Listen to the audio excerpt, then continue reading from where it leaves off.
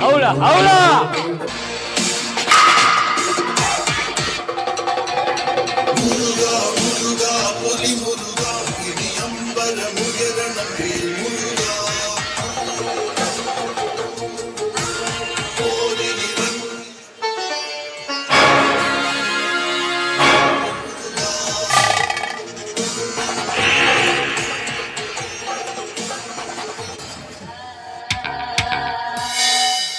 ರಾಜ ಮಹಾರಾಜರಲ್ಲಿ ನಾನೇ ಧರ್ಮವಂತನೆಂದು ದರ್ಪದಿಂದ ಮೆರೆಯುತ್ತಿರುವ ಎಳೆ ಎತ್ತಿದ ಸರ್ಪವನ್ನು ಕತ್ತರಿಸಲೇಬೇಕು. ಧರ್ಮರಾಜ್,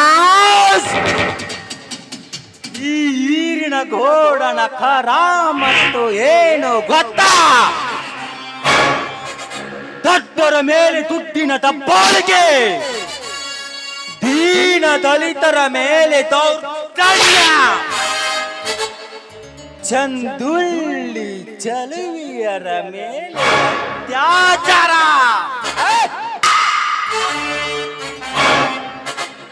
ಧರ್ಮರಾಜ್, ಈ ಜಗದಲ್ಲಿ ನಿನ್ನ ತಮ್ಮಂದಿರ ಬಲದಿಂದ ನೀನಿಷ್ಟು ಧರ್ಮದ ಪಾಠವನ್ನು ಸಾಧಿಸುತ್ತಾ ನಿನ್ನ ಕೀರ್ತಿಯನ್ನು ಬೆಳೆಸಿಕೊಂಡಿರುವೆವೋ, ಅದೇ ಮುಂದೆ ಒಂದು ದಿನ ಅದೇ ಅದೇ ನಿನ್ನ ತಮ್ಮಂದರಿಂದ ನಿನ್ನನ್ನು ಹೊಳಸಿದ ಅಂಬಲಿಯ ಮುಂದೆ ಕೈ ಒಟ್ಟಿ ನಿಲ್ಲು ಹಾಗೆ ನಾ ಮಾಡದಿದ್ರ ನನ್ನ ಹೆಸರು ಚಕ್ರವರ್ತಿ MLA ಈರನಗೌಡನೇ ಅಲ್ಲ.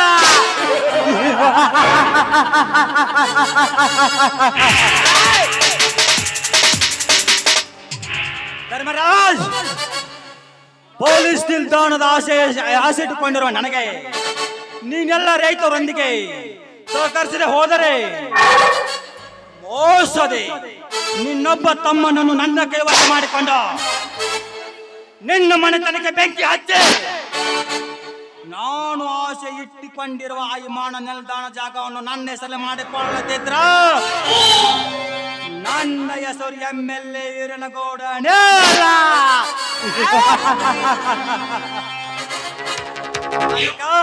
ಮಾಂತ್ರಿಕ, ಅದೇನೆಂದು ಬೇಗ ಹೇಳಿ ಗೌಡ್ರೆ. ಸಚಿವರ ಹೇಳಿಕೆಯಂತೆ ಆ ವಿಮಾನ ನಿಲ್ದಾಣ ಹೆಸರಿನಲ್ಲಿ ಅದಕ್ಕೆ ಬೇಕಾಗುವ ಕಾಗದ ಪತ್ರ ಸಲುವಾಗಿ DCI ಬಂದಿದ್ದಾರೆ. ಅದಕ್ಕೆ ಯಾರ್ಯಾರು ಒಪ್ಪಿದ್ದಾರೋ ಯಾರ್ಯಾರು ಒಪ್ಪಿದ್ದಲ್ಲ ಅಂತ ವಿಚಾರ ಮಾಡಿದ್ಯಾ ಗೌಡ್ರೆ? ಅಂದು ಜಿಲ್ಲಾಧಿಕಾರಿಗಳು ಬಂದಾಗ ರೈತರೆಲ್ಲರೂ ಸೇರಿ ಪ್ರಾಣ ಕೊಟ್ಟೆವು ಹೊರತು ಭೂಮಿಯನ್ನು ಕೊಡಲ್ಲ ಅಂತೇಳಿ ಗದ್ದಲ ಮಾಡಿದರು ಗೌಡ್ರೆ. ಗೌಡ್ರೆ, ಆ ಗದ್ದಲದಲ್ಲಿ ಸಂಗ್ರಹ ಮಾಡಲು ಸಾಧ್ಯವಾಗಲಿಲ್ಲ ಗೌಡ್ರೆ. ಸಾಧ್ಯವಾಗದನ್ನೇ ಸಾಧಿಸಿ ತೋರಿಸುವನು ನಿಜವಾದ ಗಂಡಸು ಎನ್ನುಕೊಳ್ತಾನೆ. ನೀನೇನು ಮಾಡಿ ಯಾವ ಮಟ್ಟ ಗೌಡನ ಬಲಗೈ ಬಂಟನ ಹೇಗಿರಬೇಕು ಗೊತ್ತಾ? ಎಂಟಾಲಿನ ಬಂಟನಾಗಿರಬೇಕು. ಆ ಶಕುನಿಯ ವ್ಯಕ್ತಿ ಬಳಸಿ ಈ ಕೆಲಸ ಮಾಡಬೇಕು. ಏ ಸೀತ್ಯ,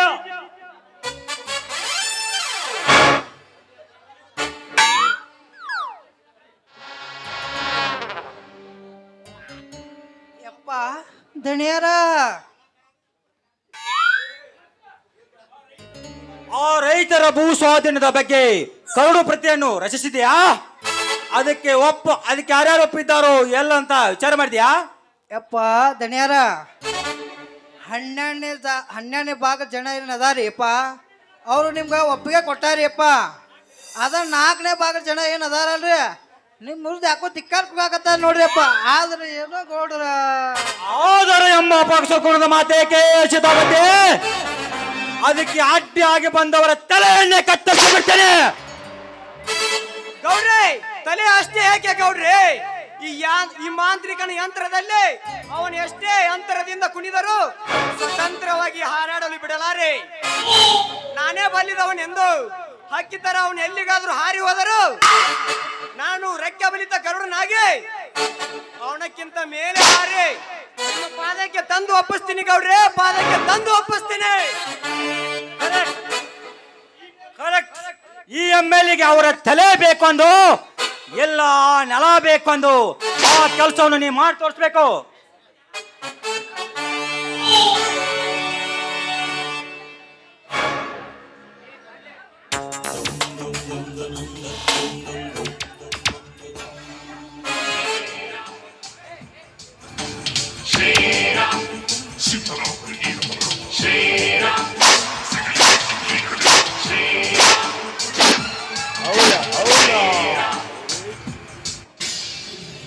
ನ್ಯಾಯ, ನೀತಿ, ಸತ್ಯ, ಧರ್ಮವೇ ಇವೆಲ್ಲ ವೀರನ ಲಕ್ಷಣ ಕರ್ತವ್ಯಗಳು.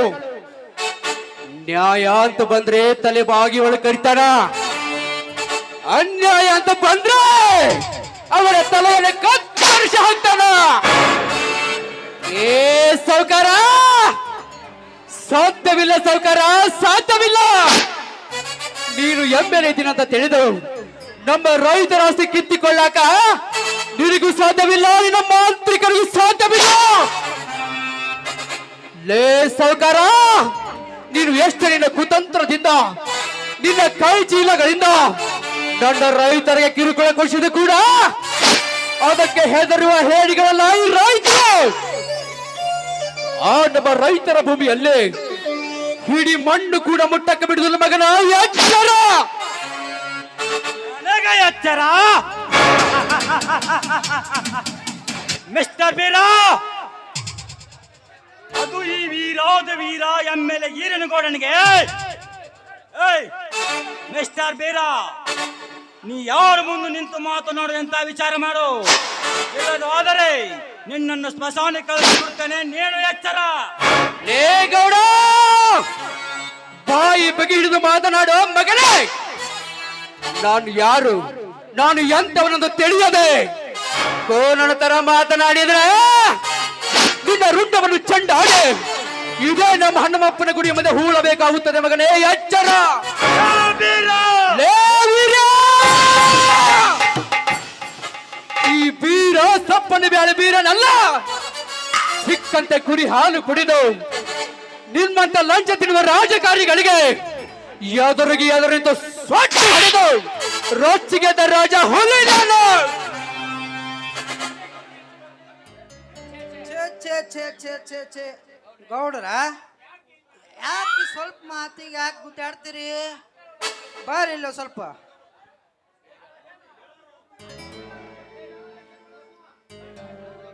ಇಟ್ಟು ಮಾಡ್ಬಿಟ್ಟು ನಮ್ ಕೆಲಸ ಸಕ್ಸಸ್ ಆಗ್ಬಿಡ್ಬೇಕು ನೋಡ್ರಿ ಅಪ್ಪ ಗೌಡ್ರ. Very good. ಆವೇಶದಲ್ಲಿ ಮಾತನಾಡಿ ಅಲ್ಪನಾಗಬೇಡ. ನೀನು ನನ್ನೊಂದಿಗೆ ನಿನ್ನ ಸ್ನೇಹಿತನವನ್ನು ಗಟ್ಟಿ ಮಾಡಿಕೋ. ನಿನ್ನನ್ನು ಈ ನಾಡಿನಲ್ಲಿ ದೊಡ್ಡ ಶ್ರೀಮಂತನಾಗಿ ಮಾಡಿಬಿಡ್ತೇನೆ. ಅಲ್ಲಿ ಹಾದು ಹೋಗ 300 ಎಕರೆ ಜಮೀನು ನಂದು ಅಲ್ಲ, ನೆಂದು ಅಲ್ಲ.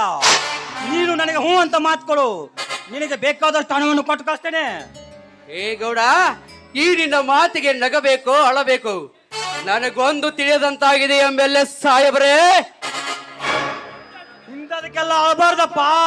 ಈ ಜಗದಲ್ಲಿ ಹಣ ಮಾಡಿಕೊಂಡು ನಗ್ತಾ ಇರ್ಬೇಕು, ಇಲ್ಲ ಅಂದ್ರೆ ನಿನಗೆ ದಡ್ಡ ಅಂತಾರೆ. ಏ ಸೌಕಾರ, ಸಾಧ್ಯವಿಲ್ಲ ಸೌಕಾರ, ಸಾಧ್ಯವಿಲ್ಲ.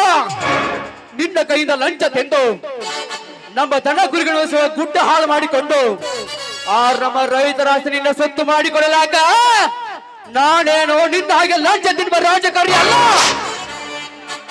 ಸೀದಾ ಮಾತಿಗೆ ಮಾತು ಶಟ್ಟು ಹೊಡೆದು ಸತ್ತ ಕುರಿಯನ್ನು ಹೊತ್ತೈದು ಮಾರುವ ನಿಯತ್ತಿನ ಕುರುಬ ನಾನು. ನೆನಪಿರಲಿ.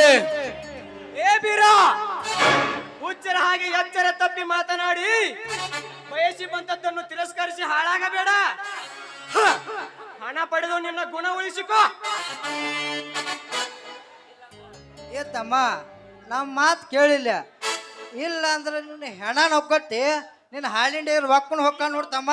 ಏ ಸೀತಾಪತಿ, ನನ್ನ ಹೆಣತಿಗೆ ಮುನ್ನ ನಿಮ್ಮ ಮೂವರ ಹೆಣ ತೆಗೆಯುವುದು ನನಗೆ ಚೆನ್ನಾಗಿ ಗೊತ್ತು. ಇದು ಅಂಗ ವೀರ ಸಂಗೊಳ್ಳಿ ರಾಯಣ್ಣ ಹಾಗೂ ವೀರ ಸಿಂಧೂರ ಲಕ್ಷ್ಮಣ ವಂಶ ಸ್ಫೂರ್ತಿಯಲ್ಲಿ ಬೆಳೆದ ಗಂಡು ದೇಹ. ನಿಮಗೆ ಕೊನೆಯದಾಗಿ ಮರ್ಯಾದೆಯಿಂದ ಹೇಳಿ ಹೋಗಕ್ಕೆ ಬಂದೀನಿ.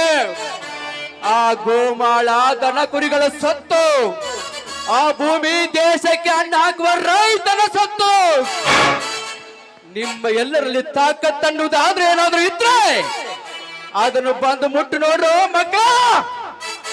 ಬರ್ತೇನೆ.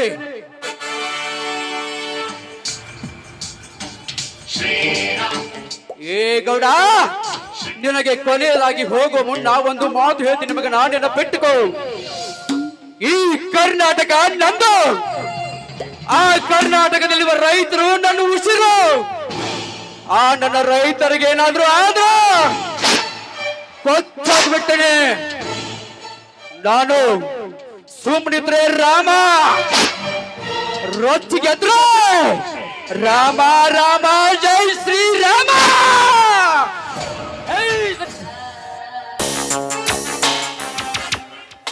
ವೀರ, ಅಂದು ರಾಮ ರಾವಣರ ಮಧ್ಯೆ ನಡೆಯಿತು ಮಹಾಯುದ್ಧ.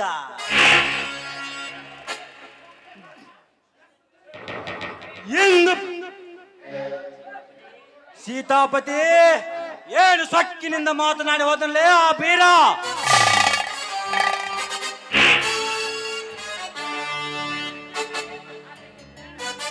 ಹಾಕು ಇದಕ್ಕೊಂದು ಪ್ಲಾನು. ಸೀತಾಪತಿ, ಪ್ಲಾನ್ ಹಾಕಿದ್ರ ಅವನ್ ಸೀದಾ ನೇಣಿಗೆ ಹೋಗಿರ್ಬೇಕು. ಆ ತರ ಹಾಕು. ಛೇ ಛೇ ಛೇ, ಗಣ್ಯರ, ನಮಗ್ ಕತ್ತಿಗೆ ವಯಸ್ಸಾದ್ರು ನಿಮಗ್ ಬುದ್ಧಿ ಬಂದಿಲ್ಲ ಅಂತೇನೆ. ಇದಕ್ಕೊಂದು ನಮ್ಮ ಪ್ಲಾನ್ ಹೇಳ್ತೀನಿ ಬರ್ರಿ ಇಲ್ಲಿ. ಎಷ್ಟು ಮಾಡ್ಬಿಟ್ಟು ನಮ್ಮ ಕೆಲಸ ಸಕ್ಸಸ್ ಆಗ್ಬಿಡುತ್ತೆ ನೋಡಿ ಗೌಡ್ರ. ಛೇ ಛೇ, ಆ ಬಡ ಬಿಕಾರಿಗೆ ನನ್ನ ತಂಗಿಯ ಕೊಡೋದೆ? ಏ ಸೀತಾ, ತೆಗೆದು ಹಾಕು ನಿನ್ನ ಬಸವರದ ಮಾತನ್ನು. ನಾನು ಯಾರು? ನೋಡ್ರ, ನೀವು ಇದೀ ರಾಮದುರ್ಗ ತಾಲೂಕು ವೀರೇಗೌಡರು ನನಗೆ ಗೊತ್ತೈತೆ. ಮುಂದೊಂದು ದಿನ ನನ್ನ ಮಾತ ನಮಿಸ್ಕೊತೀರ, ವಿಚಾರ ಮಾಡ್ರಿ ಗೌಡ್ರ.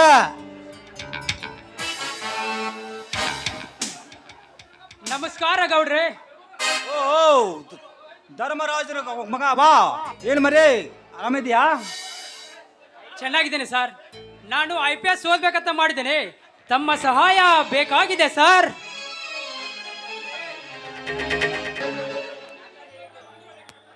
ಡಾಕ್ಟರ್ ಹೇಳುದು ಅದ, ನರ್ಸ್ ಹೇಳುದು ಅದ.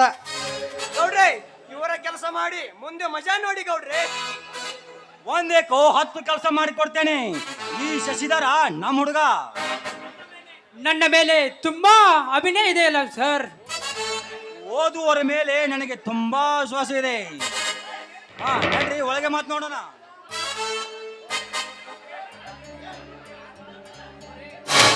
ಬನ್ನಿ ಸರ್, ಒಳಗೆ ಹೋಗೋಣ.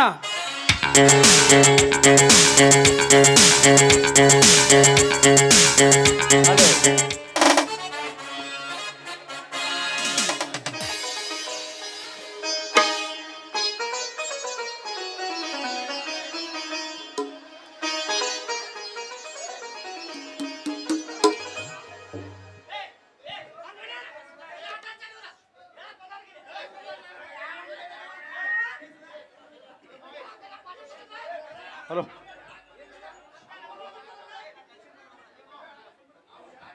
ಹಲೋ, ಈ ನಮ್ಮ